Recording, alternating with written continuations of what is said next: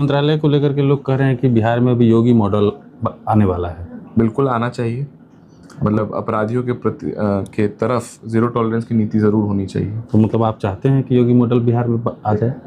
हाँ बिल्कुल, जो जैसे उनका क्रिमिनल्स के प्रति जो सख्त रवैया वो अपनाते हैं, हम लोग अपना काम करते आपको रहेंगे। कहाँ लगता है कहाँ फेल किए हैं तेजस्वी? मतलब होता है ना कि इतनी लंबी लकीर खींच दो कि सामने वाला कहीं टिक ही ना पाए। तो वैसे ही हमारे आदरणीय मुख्यमंत्री जी नीतीश कुमार जी ने इतनी लंबी लकीर खींच दी है कि उनके सामने कोई टिक ही नहीं है। जो सरकार नई बनी है आपकी कि मतलब ये नई हाँ, ज़ीरो टॉलरेंस टुवर्ड्स क्राइम जो एक एजेंडा था उस पर इस बार ज़्यादा फोकस रहेगा। तीसरे मोर्चे के बारे में आपकी क्या राय है? हमको तो देखा नहीं कि कोई तीसरा मोर्चा था भी। चुनाव के पहले था। तीसरा मोर्चा तो एक था ही, AIMIM अच्छा परफॉर्म किया तीसरा मोर्चा के लिए। और बिहार में औद्योगिकरण जो होना बहुत साल से अपेक्षित रहा है बिहार इस क्षेत्र में, तो औद्योगिकरण कैसे हो इस पर वो इंडस्ट्रियलिस्ट लोग के साथ बैठेंगे और ज़रूर यहाँ पे इन्वेस्टमेंट आएगी। नवंबर का ये महीना बिहार के लिए, बिहार की राजनीति के लिए बेहद ही महत्वपूर्ण रहा। इस दौरान बिहार में कई राजनीतिक घटनाएं हुई। NDA की संपूर्ण बहुमत की सरकार बन गई, मंत्रिमंडल का भी गठन हो गया। दूसरी तरफ विपक्ष पूरी तरह धराशायी हो गया और तीसरे मोर्चे में जो थे वे जीरो पे आउट हो गए। अब बिहार में क्या होगा? क्योंकि ये बात हम इसलिए कह रहे हैं कि बिहार के युवाओं में बहुत ही निराशा थी पिछली सरकार को लेकर के और तमाम तरह के मुद्दे जो है वो गर्म थे।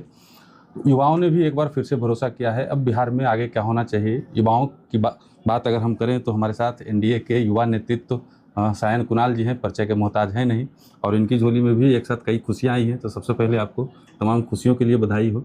सबसे पहले सभी बिहार वासियों को बधाई जिन्होंने NDA की प्रचंड जीत पर अपना योगदान दिया, और ज़रूर NDA अपने वादे पर खड़ा उतरेगा। कई विधानसभा घूमे आप, लगभग 20-25। देखें कि जो महिला थी, जो आधी आबादी थी, वो नीतीश जी पर उनका विश्वास जो था वो अटूट था, और इस बार ऐसा लग रहा था कि लैंडस्लाइड विक्ट्री होगी। क्योंकि आप देखे होंगे बहुत सारे NDA के नेता ये कहते थे कि 225 से ऊपर जाएगा, 200 से ऊपर रहेगा। तो ऐसा एक वातावरण बन चुका था ग्रामीण क्षेत्रों में। मतलब आप जा रहे थे विधानसभा क्षेत्र में तो आपको लग रहा था कि इतना बड़ा मैंडेट मिलेगा? हाँ, ऐसा तो फील हो रहा था, क्योंकि जहाँ जा रहे थे सब लोग नीतीश जी और मोदी जी की तारीफ कर रहे थे। इतने साल सरकार में रहे नीतीश जी, लेकिन उसके बाद भी कोई एंटी इनकम्बेंसी दिखने को नहीं मिल रहा था। नीतीश जी के बारे में सब तारीफ ही करते थे, तो ऐसा अच्छा लग रहा था, माहौल अच्छा था उस समय। चुनाव के पहले युवाओं को लेकर के युवाओं के मन में बहुत ज़्यादा निराशा थी। काफ़ी सारे जो है विवाद खड़े हुए थे, चाहे वो नौकरी के लिए हो, रोजगार के लिए हो। विपक्षी खेमा भी बहुत इसको तूल दे रहा था। आपको लगता है कि इस बार जो नई सरकार आई है, मंत्रिमंडल का भी अब गठन हो गया, अब युवाओं के लिए कुछ विशेष बिहार में होने वाला है? नरेंद्र मोदी जी, आदरणीय प्रधानमंत्री जी ने अपने संबोधन में भी कहा कि इस बार वो बहुत सारे इंडस्ट्रियलिस्ट से बात करेंगे, और बिहार में औद्योगिकरण जो होना बहुत साल से अपेक्षित रहा है बिहार इस क्षेत्र में, तो औद्योगिकरण कैसे हो इस पर वो इंडस्ट्रियलिस्ट लोग के साथ बैठेंगे और ज़रूर यहाँ पे इन्वेस्टमेंट आएगी। बहुत सारा आया भी है, आप देखे होंगे मुजफ्फरपुर के पास एथेनॉल का बहुत सारा प्लांट लगा। एक पूरा जो इंडस्ट्रियल हब है वहाँ पे बहुत सारे चीज़ें खुली। टेक्सटाइल हब जो है वो बिहार में आया है। कोको कोला का बहुत बड़ा जो प्लांट है वो बिहार में आया है। अडानी का सीमेंट प्लांट आया है। बिजली के भी बहुत सारे जो नए प्लांट हैं वो आने वाले हैं। साथ ही साथ क्योंकि मैं धार्मिक न्यास बोर्ड का सदस्य हूँ, तो जो बहुत दिन से पेंडिंग था, जानकी जी के जन्म स्थान पर पुनौरा धाम में जो भव्य मंदिर का निर्माण होना बहुत दिन से पेंडिंग था, उसका भी कार्य प्रारंभ होने वाला है, शिलान्यास हो चुका है। तो बिहार अब प्रगति के पथ पर है, और इंफ्रास्ट्रक्चर डेवलपमेंट तो आप देख ही रहे हैं कि हर जगह बिहार के किसी भी कोने में पहुंचने के लिए पटना से अब 3 घंटे से ज़्यादा का समय नहीं लगता, उसको रिड्यूस करके 2 घंटा लाना है। तो ये सब हो रहा है, काम चल रहा है। तेजस्वी जी बहुत अग्रेसिव राजनीति कर रहे थे, काफ़ी, मतलब क्या कहेंगे उनको? वो अपने मतलब राजनीति में इंट्रोस्पेक्ट कर ही रहे होंगे। उन्होंने अपने विधायकों को बुलाया भी था और उन लोगों से पूछा भी, जो हार गए प्रत्याशी उनसे भी पूछा कि क्या कारण रहा जो हमारी बातों को जनता ने एक्सेप्ट नहीं किया। तो वो उनका राजनीति है, वो जाने, हम लोग अपना काम करते आपको रहेंगे। कहाँ लगता है कहाँ फेल किए हैं तेजस्वी? मतलब होता है ना कि इतनी लंबी लकीर खींच दो कि सामने वाला कहीं टिक ही ना पाए। तो वैसे ही हमारे आदरणीय मुख्यमंत्री जी नीतीश कुमार जी ने इतनी लंबी लकीर खींच दी है कि उनके सामने कोई टिक ही नहीं पाता है।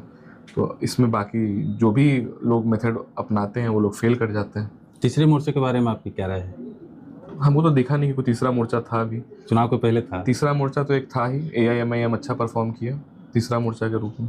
प्रशांत किशोर को भूल रहे हैं आप। प्रशांत किशोर के बारे में क्या कहेंगे? जीरो पे क्लीन बोल रहे हैं। नहीं, उनका प्रयास तो अच्छा ज़रूर रहा, उन्होंने प्रयास किया, उन्हें सफलता नहीं मिली, वो भी अपना विचार करें, आगे देखें क्या करना है। क्या लगता है बिहार एकदम पूरी तरह से बदलाव के मूड में है?